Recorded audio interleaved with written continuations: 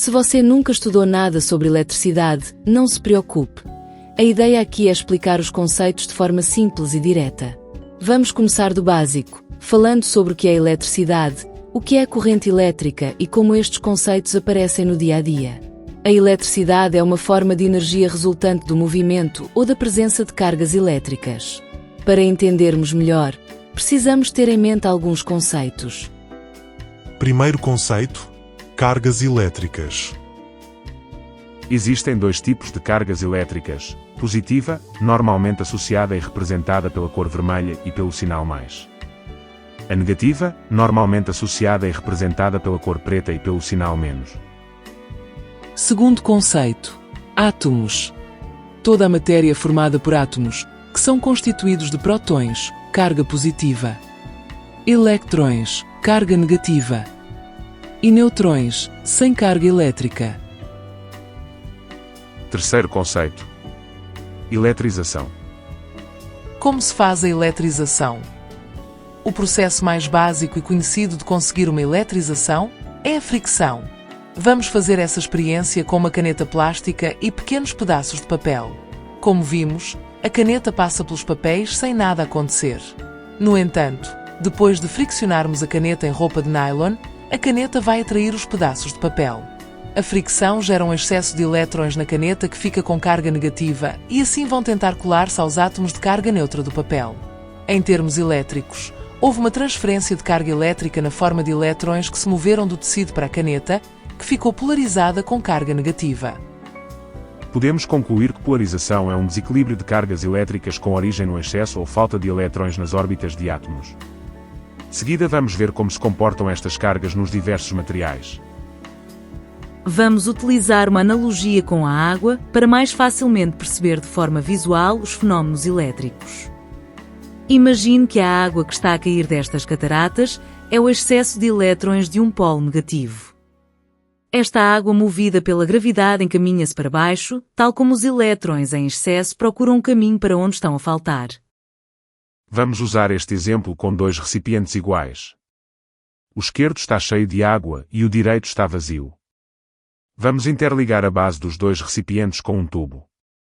A água vai circular da esquerda para a direita até que o nível esteja igual dos dois lados, ou seja, o equilíbrio de nível. Recapitulando, a gravidade que atrai todos os objetos para o centro da Terra é a origem do movimento natural da água. Por outro lado, o movimento dos eletrões não é afetado pela gravidade, mas sim pela polaridade elétrica do meio em que se encontram. Enquanto o tubo conduz a água, o que será que conduz os nossos eletrões? Os nossos eletrões agrupados no polo negativo, assim que encontrarem um caminho pelo qual possam circular instantaneamente, vão se deslocar para o polo positivo, onde fazem falta.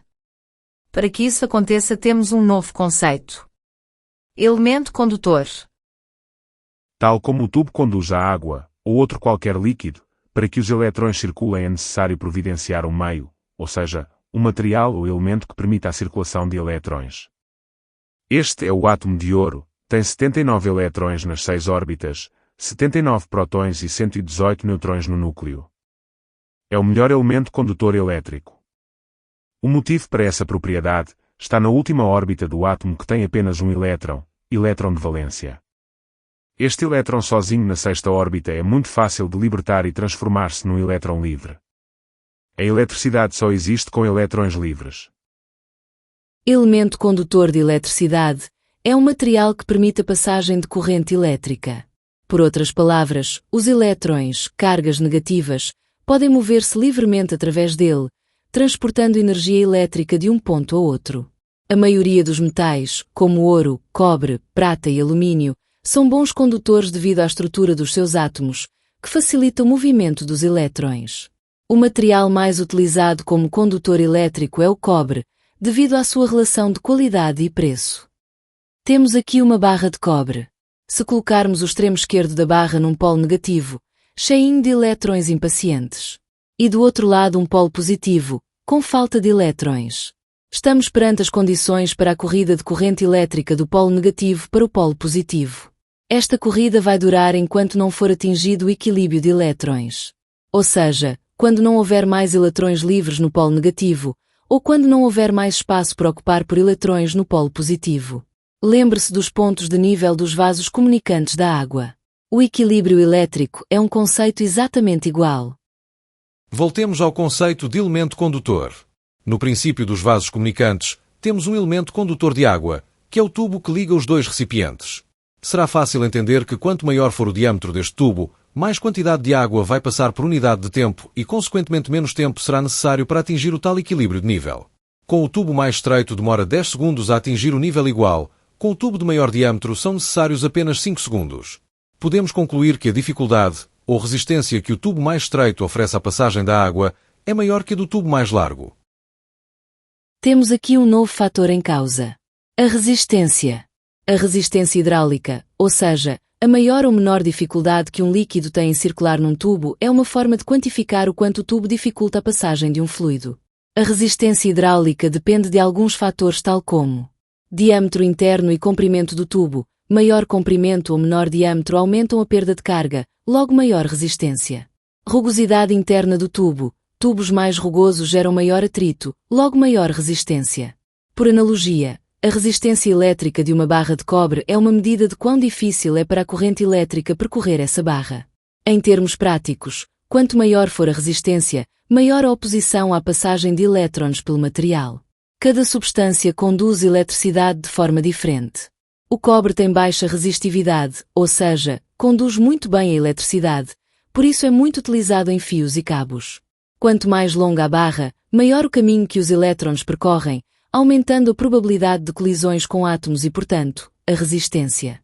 Quanto maior a área, mais caminhos há para os elétrons fluírem, o que diminui a resistência.